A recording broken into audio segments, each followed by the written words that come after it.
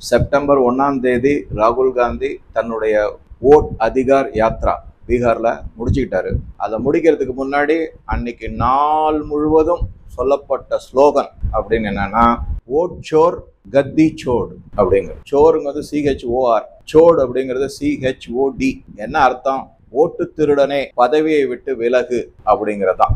Vote சோர் கத்தி சோடு அப்படிங்கிறது தான் அதனுடைய அர்த்தம். இதை விடாம சொல்லிக்கிட்டே இருந்தாரு. எல்லாரும் கேட்கறாங்க, பிரஸ்ல இருக்கிறவங்களாம் கேட்கறாங்க. இது இங்க மட்டும் பேசலங்க, பீகார் மக்கள் மட்டும் இதை சொல்லல, அமெரிக்கால பேசுறாங்க அப்படிங்கிறார். அமெரிக்கால ரிமூவ் மோடி மெயின் அஜெண்டா அப்படிங்கிறத பார்த்தோம். ஆக அவருக்கு அங்கேருந்து இன்ஸ்ட்ரக்ஷன் வந்திருக்கு, ரிமூவ் மோடி அமெரிக்காவினுடைய அஜெண்டா. ஏன்னா அவர் நாங்க சொல்றபடி கேட்க மாட்டேங்கிறாரு, நீ முன்னெடுத்து செய்ப்பா, கொண்டு வா எல்லாத்தையும் அப்படிங்கிற மாதிரி. அதுக்கான சிவில் அண்ட்ரஸ்ட் கொண்டு வா, சிவில் டிஸ்ஒபீடியன்ஸை கொண்டு வா, போராட்டங்களை நடத்து. எல்லாம் மகாராஷ்டிரால மராட்டா ரிசர்வேஷனுக்கு நடந்துகிட்டு இருக்கு மாதிரி ஒவ்வொரு இடத்துலையும் பல இடத்துல நடந்துகிட்டு இருக்குன்னா எல்லாம் கொஞ்சம் கொஞ்சமா கூடி வர மாதிரி. ஆனா அங்கங்க அதை அமைதிப்படுத்துறாங்க. இவர் இந்த மாதிரி சொன்ன உடனே அமெரிக்கால சொல்றாங்க, சைனாலையும் சொல்றாங்க அப்படிங்கிறாரு. சைனால யாரு மோதிய பதவி விலகுன்னு சொல்லுவாங்கன்னு எனக்கு தெரியவே இல்லை. ஏன்னா அவர் போன போது அமோகமான வரவேற்பு, 140 கோடி மக்களுக்காக கொடுக்கப்பட்ட மரியாதையும் மதிப்பும் அது. அதை விட இன்னொரு முக்கியமான இது, என்கிட்ட ஒரு ஹைட்ரஜன் பாம் இருக்கு, நான் அந்த ஹைட்ரஜன் பாம்பை பார்லிமெண்ட்ல போட்டேன்னா மோதியால தப்பிக்க முடியாது அப்படிங்கிற நிலை குலைந்து போய் விடுவார் மோடி. மக்கள் முன்னாடி அவர் முகத்தையே காமிக்க முடியாது, அவ்வளவு அவமானத்துல கூனி குறுகி விடுவார். அவ்வளவு டேட்டா என்கிட்ட இருக்கு. எதை பத்தி? திருப்பியும் இந்த ஓட் சோர் தான், அதாவது ஓட்டு திருட பத்தி தான் சொல்றாரு அவர். இந்த மாதிரி இவர் சொல்லிக்கிட்டே இருக்கும்போது திடீர்னு என்ன ஆயிடுச்சுன்னா, சோனியா காந்தியை பத்தி எல்லாருமே போட்டுட்டாங்க. 1980 ஓட்டு போட்டாரு, ஆனா 83 தான் அவருக்கு குடியுரிமை கிடைச்சது. குடியுரிமை இல்லாமே, இந்திய குடியுரிமை இல்லாமே அவர் ஓட்டு போட்டாரு. அது ஒரு பக்கம் இருக்கு. அதுக்கப்புறம் என்ன பண்ணிருக்காங்கன்னா, இந்த பவன் கேரா அப்படின்னு ஒருத்தர் வருவார். அடிக்கடி அவர் காங்கிரஸினுடைய செய்தி தொடர்பாளர். அவர் பேர்ல ஒரு குற்றச்சாட்டு அமித் மாலவியா ஒரு செய்தி தொடர்பாளர் பாஜக. அவர் ஒரு தன்னுடைய எக்ஸ் தளத்துல 2 போட்டோவை போட்டு ஒரு பதிவு போட்டுருக்காரு. 2 போட்டோல என்னன்னா, ஜங்புரா அப்படின்னு நியூ டெல்லியில இருக்கிறது. அதை தவிர நியூ டெல்லி இந்த 2 தொகுதிகள்லையும், பாராளுமன்ற தொகுதிகள்லையும் ஆர் அசம்பிளி தொகுதியா இருக்கட்டும், அந்த ஓட்டு தொகுதியில பவன் கேராக்கு தனித்தனியா 2 EPIC electoral photo identity card, அது 2 வச்சிருக்காரு. அப்பனா என்ன, 2 இடத்துல நீங்க ஓட்டர் ஐடி வச்சிருக்கிறது ஒரு குற்றம். இவர் அங்க வச்சிருக்காரு. அதை வெளியிட்டாங்க. இவங்க எல்லாரையும் ஓட்டு திருடன் சொல்லிட்டு இருக்கு. தன்னுடைய பார்ட்டியில மிக மிக முக்கியமான ஸ்போக்ஸ் பர்சனா இருக்கக்கூடிய செய்தி தொடர்பாளர் அவரே 2 ஓட்டர் ஐடென்டி கார்டு வச்சிருக்காரு அப்படின்னும் போது இவங்களுக்கு என்ன செய்யறது? உடனே அவசரமா பவன் கேரா என்ன பண்ணாருன்னா, நான் ஜங்குபுரால இருக்கிற ஓட்டர் ஐடென்டி கார்டை அன்னைக்கே சொல்லிட்டேன், நான் நியூ டெல்லிக்கு ஷிஃப்ட் பண்ணிட்டேன், என்னது கேன்சல் பண்ணிடுங்கன்னு சொல்லிட்டேன் அப்படிங்கிறார். That's not my job, I'm sorry. I apply Form 7, I give it to them, and after that when I shift to a new place, I applied Form 6, I got my vote here. The moment I get my new vote, Election Commission has a computerized system, they should have deleted it. I have already applied for deletion in 2016-17. Why didn't they delete? Not my headache. Election commission என்ன பண்ணிருக்காங்கன்னா, அவருக்கு notice கொடுத்துருக்காங்க. அப்ப நீ கொடுத்தன்னு சொல்றல, அதுக்கு தகவல்கள்லாம் கொடு, ஆதாரங்கள் எல்லாம் கொடு அப்படின்னு. இதுல யாரு பொய் சொல்லணும்? ஏன்னா ராகுல் காந்தி ஓயாம என்ன சொல்லிட்டு இருக்காரு, மோடி பொய் சொல்றாரு, பிஜேபி பொய் சொல்லுது, எலெக்ஷன் கமிஷனரே பொய் சொல்றாரு, இவங்க எல்லாம் ஒண்ணுக்குள்ள ஒன்னா சேர்ந்து இந்த மாதிரி தகுடு சுத்தம் பண்றாங்க அப்படின்னு சொல்றாரு. இப்ப யாரு பொய் சொல்றாரு? எலெக்ஷன் கமிஷன் நோட்டீஸ் அனுப்பியிருக்கு பவன் கேராக்கு, நீங்க தகவல்கள்லாம் கொடுங்க. இப்ப யாரு பொய் சொல்றாங்கிறது, எலெக்ஷன் கமிஷனர் பொய் சொன்னாருன்னு வச்சுங்களேன், ப்ரூவ் ஆயிடுச்சுன்னு வச்சுங்க, நாளைக்கு நிரூபிக்கப்பட்டது எலெக்ஷன் கமிஷனர் பொய் சொல்லியிருக்காங்க அப்படின்னா சீஃப் எலெக்ஷன் கமிஷனரே பதவி விலக சொல்லுவாங்க. அவர் பதவிக்கே ஆபத்து, அவர் பொய் சொல்லியிருந்தாங்க. அதே பவன் கேரா பொய் சொல்லியிருந்தாருன்னு வச்சுக்கீங்களேன், அவருக்கு காங்கிரஸ்ல ப்ரமோஷன் கொடுப்பாங்க. இதுதான் டிஃபரன்ஸ். बीजेपी के लोगों तैयार हो जाओ, हाइड्रोजन बम आ रहा है. இந்த ஹைட்ரஜன் பாம் நான் போட்டுருவேன்னு சொன்னார்ல, இது முதல் முறை கிடையாதுங்க. 2016 ஒரு 2-3 நாள் தொடர்ந்து என்ன சொல்லிக்கிட்டு இருந்தாருன்னா, என்ன மோடி அரசாங்கம் இதுவே பேசவே விட மாட்டேங்கிறாங்க பார்லிமெண்ட்ல, எனக்கு ஃப்ரீடம் ஆஃப் ஸ்பீச்சே இல்ல.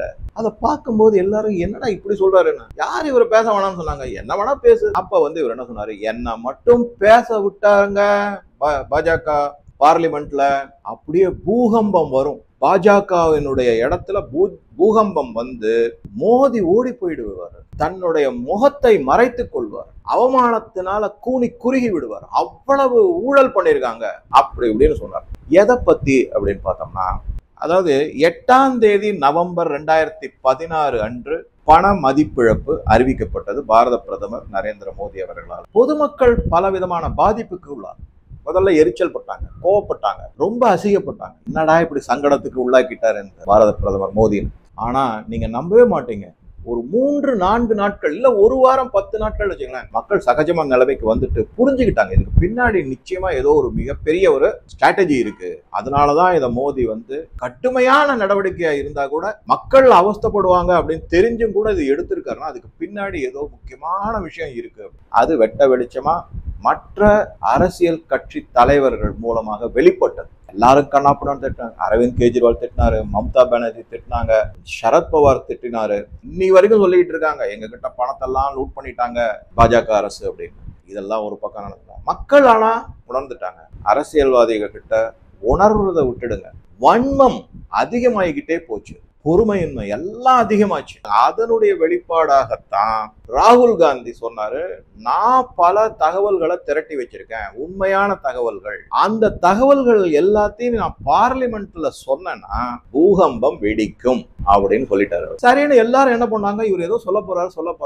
9ஆம் தேதி டிசம்பர் 2016 நீங்க பார்லிமெண்ட் ப்ரொசீடிங்ஸ் இருக்கும், அவர் என்ன பேசியிருக்காருன்னு என்னமோ பேசினாருங்க. அதாவது ட்ரிவியல் அப்படின்வாங்க, அது ஒண்ணு வச்சுக்கலாம். இல்லைன்னா ஆங்கிலத்துல சொல்லுவாங்க, it turned out to be a damp squib அப்படின்னு. பூகம்பம் வருதுன்னு சொல்லி மோடி அட்டாக் பண்ணி அவரை கீழ்த்தரமா பேசி பாஜகவை விமர்சித்து எல்லாம் செஞ்சது அவருடைய கட்சிக்காரர்கள் சிலரும். அவங்களும் எல்லாருமே சிரிச்சிட்டாங்க. அப்படியே they were laughing, LOL, laugh out loud அப்படிங்கிற மாதிரி பண்ணிட்டாங்க. என்னடா இந்த ஆள் என்னமோ பூகம்பம் அது இதுன்னா ஒண்ணுமே இல்லை, எல்லாம் வெத்து வேட்டு நமுத்து போன பட்டாசுங்கிறாங்க. அந்த மாதிரி ஆயிடுச்சு. அப்ப எர்த்குவேக் சொன்னாரு, ஞாபகம் வச்சுக்கோங்க. இப்ப ஹைட்ரஜன் பாம் சொல்லியிருக்காரு. பல முறை பல பொதுக்கூட்டங்கள்லயோ இல்ல மீட்டிங்லயோ அடிக்கடி அவர் யூஸ் பண்ண வார்த்தை என்ன அப்படின்னு பாத்தீங்கன்னா கெரசின் அப்படிங்கிற வார்த்தை. கெரசின் நாடு ஃபுல்லும் தெளிக்கப்பட்டுள்ளது. அந்த பூகம்பம் என்ன ஆச்சுன்னு இப்ப நம்ம எல்லாருக்கும் தெரியும். இப்ப இதே மாதிரி இந்த ஹைட்ரஜன் பாமை பத்தி சொன்ன போது ரவிசங்கர் பிரசாத் பாஜக தலைவர், அவர் முன்னாள் அமைச்சரா இருந்தார், லா மினிஸ்டராக இருந்தாரு, அப்புறம் இதெல்லாம் இருந்தார். அவர் என்ன சொன்னாரு, எலெக்ஷன் ஓட்டிங் அதனுடைய பேட்டர்ன் அதை பத்திக்கும் இந்த ஹைட்ரஜன் பாம்புக்கு என்ன சம்பந்தம் இல்லாம ஏதோ பேசிக்கிட்டு இருக்காரு, உளறிட்டு இருக்காருங்கிற மாதிரி அவங்க சொல்லிட்டாங்க. தன்னுடைய கடைசி நாள் பரப்புரையின் போது என்ன சொன்னார்னா, ये आपकी जमीन, आपका राशन कार्ड सब कुछ उठा ले जाएंगे, அதானி அம்பானி को दे देंगे. அதாவது என்ன சொல்றாருன்னா, ஹிந்தியில தான் பேசினாரு. என்ன சொன்னாருன்னா, உங்களுடைய நிலம், உங்களுடைய ரேஷன் கார்டு, இதை எல்லாத்தையும் அதானி அம்பானி திருடிக்கிட்டு வாங்க, எத்த வேணாலும் சொன்னா மக்கள் ஏத்துப்பாங்கிறது, நான் சொல்லுவேன் நீ கேளு அப்படிங்கிற மாதிரி ஒரு இதையெல்லாம் வச்சுதான் கிரண் ரிஜிஜு என்ன சொல்லியிருக்காருன்னா, LOP ராகுல், டோன்ட் திங்க் ராகுல் is foolish, what he does is part of a calculated conspiracy. People call him Pappu, not us. Congress has created the image to fool the public or the people அப்படின்னு தன்னுடைய X தளத்துல பதிவிட்டு. இதை நான் பலமுறை சொல்லிட்டேன், தான் பிரதம மந்திரி ஆகும், அதுதான் அவருடைய தலையாய குறிக்கோளா இருக்கு. சரி, இந்த ஹைட்ரஜன் பாம்ங்கிறாங்க, நிஜமாவே அது அவ்வளவு பவர்ஃபுல்லா அப்படின்னா கொஞ்சம் அறிவியல் சார்ந்து இதுல பார்த்தோம்னா, எஸ், இவர் சொல்ற ஹைட்ரஜன் பாம் கலோக்கியலா சொல்லக்கூடாது. அதாவது சாதாரண மக்கள் சொல்லக்கூடியது ஹைட்ரஜன் பாம். ஆக்சுவலா சயின்ஸ் படி பாத்தீங்கன்னா அது தெர்மோ நியூக்ளியர் பாம் அப்படின்னு தான் சொல்லுவாங்க. ஆட்டம் பாம்புக்கும் ஹைட்ரஜன் பாம்புக்கும் அடிப்படையில என்ன வித்தியாசம்? இது நான் சொல்றது எல்லாமே ஒரு சாதாரண புரிதலுக்காக. ஆட்டம் பாம்ல ஏற்படக்கூடியது பிளவுபடுது, ஃபிஷன் அப்படின்னு. ஒரு பெரிய ஆட்டம் பிளவுபட்டு அதன் மூலமாக வெளிப்படக்கூடிய எனர்ஜி, அது ஆட்டம் பாம். ஓகே, அதுல நிறைய டெக்னிக்ஸ்லாம் இருக்கு, சயின்ஸ் இருக்கு. அதே ஹைட்ரஜன் பாம் என்ன பண்ணும்னா, 2 சிறு அணுக்கள் ஒன்றாக சேர்ந்து ஒரே அணுவாக மாறும். ஆட்டம் பாம்ல ஃபிஷன் அப்படின்னு சொல்லுவாங்க. ஹைட்ரஜன் பாம்ல அடிப்படையா நடக்கக்கூடியது ஃபியூஷன் அப்படின்னு சொல்லுவாங்க. ஃபியூஷன் போது மிக அதிக அளவிலான எனர்ஜி வேணும். அது முதல்ல ஃபியூஷன் நடக்கிறதுக்கே, அதாவது 2 ஆட்டம்கள் ஒன்று சேருவதற்கே மிகப்பெரிய அளவிலான எனர்ஜி வேணும். சேர்ந்ததுக்கு அப்புறம் அணு சிதைவு மாற்றங்கள் நடக்கும் போது அதிலிருந்து மிகப்பெரிய அளவுல சக்தி வெளிப்படும், அணுசக்தி வெளிப்படும். இதுதான் பேசிக்.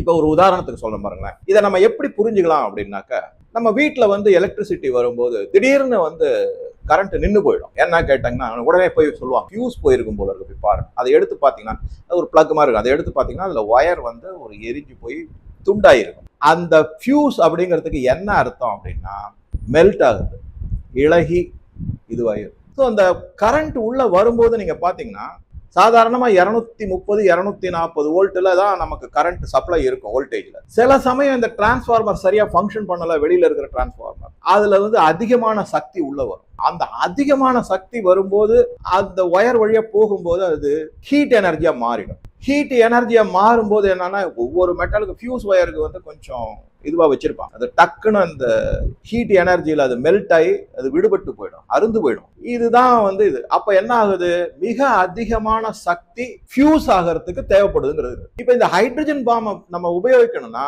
அது ஃபியூஷன்ல வர்றதுனால அதற்கான எரிசக்தியை அதிகப்படுத்தணும் முதல்ல. அதனால என்ன பண்ணுவாங்கன்னா ஒரு ஹைட்ரஜன் பாம் இருக்கு அப்படின்னு வச்சுக்கோங்களேன், அது உள்ளுக்குள்ள ஒரு ஆட்டம் பாம் இருக்கும். முதல்ல அந்த ஆட்டம் பாம் தான் வெடிக்க வைப்பாங்க. அதன் மூலமாக கிடைக்கக்கூடிய சக்தி பெரிய அளவுல இருக்கும். அந்த சக்தியை உபயோகித்து தான் ஹைட்ரஜன் பாம்பினுடைய ஃபியூஷன் ஆகும். ஃபிஷன்ல இருந்து எரிசக்தி, அந்த எரிசக்தியை யூஸ் பண்ணி ஃபியூஷன் நடக்கும். இதுதாங்க ஹைட்ரஜன் பாம். சார் இதனுடைய சக்தி எவ்வளவு இருக்கும்? ஏற்கனவே ஆட்டம் பாம் உள்ள இருக்கு, அது வேற இருக்கு. இந்த சக்தி வந்து என்ன சொல்றாங்க அப்படின்னா கிட்டத்தட்ட 10 to 100 மடங்கு ஆட்டம் பாம்பை விட பவர்ஃபுல்லா இருக்கும் அப்படிங்கிறாங்க. 100 கிலோமீட்டர் சுற்றளவுல எந்த பொருள், கட்டடமா இருக்கட்டும், இதுவா இருக்கட்டும், என்னவா இருந்தாலும் கான்கிரீட், பிரிட்ஜ், இது எல்லாம் அப்படியே இடிஞ்சு விழுந்து தரமட்டம் ஆயிடும். இதுல எவ்வளவு எடை வைக்கிறாங்கிறத பொறுத்து. ஆக கிட்டத்தட்ட 10 to 100 மடங்கு ஆட்டம் பாம்பை விட ஹைட்ரஜன் பாம். அப்பன்னா இவருடைய மனசுல நான் எதை பத்தி கொண்டு வரேங்க அப்படின்னு பாத்தீங்கன்னா ராகுல் காந்தியோட மனசு வந்து